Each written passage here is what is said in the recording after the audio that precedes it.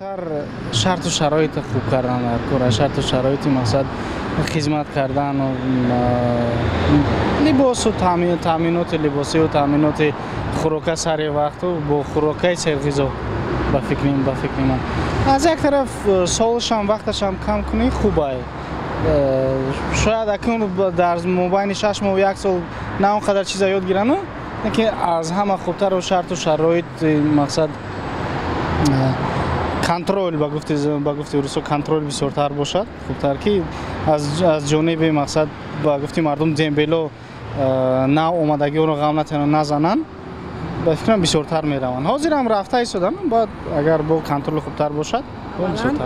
در عائله دوست داشتن وطن را، دوست داشتن میهن خود را، دوست داشتن عائله خود را، دوست داشتن خلق خود را، مادر خود را انکشاف دادن در کار است. کدام وقتی که فرزندان، جوانان مادرش را دوست می دارد، عائله‌اش را دوست می دارد، خودش را در خودش خودشناسی را میفهمد، او وطنش را دوست می دارد. وقتی که وطنش را دوست داشت آدم، انسان همه وقت در فکر حفظ حمایه وطن می شود، همه وقت وطن خود را حمایه کردن را، گلگون شکوفانی وطن را فکر می کند.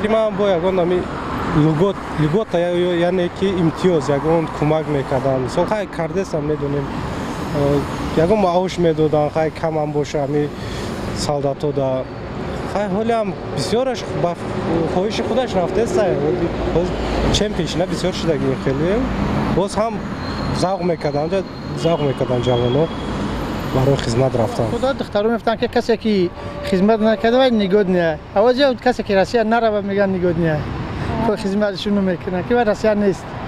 با فکرتان ما باید چیکار کنیم که جوانان؟ که هیچ حکم وابسته هم ای پدر مادرای هم جوانانشون که باید وطن دوست بدارن. وطن که دوست نداشتی تو خودت دوست نمیداری. سرحدو را چاستو چخیل زندگی مثل سالدات ها با نظر پیش چخیل بودو حاضر چخیل شرایطش چخیل خورد و خوراکشون چخیل و او بعد چی گفته چی اشکال همین را نشان دادن در که تیز همین اخبارات و نویگری ها